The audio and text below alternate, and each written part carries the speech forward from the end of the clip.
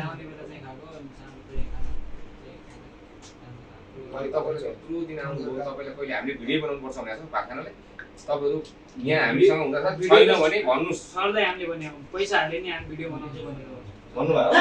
पैसा हाले नि भिडियो अनि समोसा मात्र खाएर बसेको छु भने तपाईँले हामीलाई भन्नु सक्नु भने त्यति सानो मन गरेर त्यसरी बस्नुहुन्छ त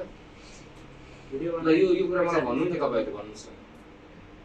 होइन तपाईँ त्यो सन्देशको लागि चाहिँ पैसा दिन्छौँ हामी तैपनि हामी भिडियो चाहिँ अरूको लागि भनेर के अरे जानकारीले बनाउँछु भन्नुभयो भने समोसा खाएर बस्नुहुन्छ त यो परदेशको ठाउँमा उमेर कति भयो तपाईँको भन्नु त मेरो 23 हुन्छ अनि मलाई त एकदम चित्त दुख्यो मलाई हिजो थाहा पाएँ एउटा भाइले भने होइन अब हेर्नुहोस् हामी बिहान उठेदेखि बेलुकासम्म हामी तपाईँको रुममा हामी पुग्न भ्याउँदैनौँ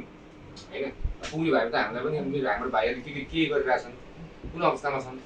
भन्न हामी भ्याउने भएको भए हामी त्यति ठुलो अफिस भएको भए 2 जना खटाउँथ्यौँ होला होइन यहाँ आएर झुटो कुरा बोलेको छ कि उहाँ गरेर कसरी बस्नु भएको छ होइन न यहाँ चाहिँ गरेर चाहिँ बिजो कस्तो छ न बङ्गालीहरूले बनाएको रक्स किनेर खानु भएको छ कि तपाईँहरूले हामीलाई त माया लाग्छ नि तपाईँहरू त नेपाल जाने भनेर आउनु भयो त्यस कारण त्यस्तो समस्या पर्दा तपाईँले राम्रो बोलिदिनु पनि होला होइन र अनि अर्को कुरा चाहिँ त्यसरी त्यो कुरा चाहिँ जानकारी गर्नु पर्छ आजलाई सबैजना खाना पैसा पैसा हाल्दैछ ल ठिक छ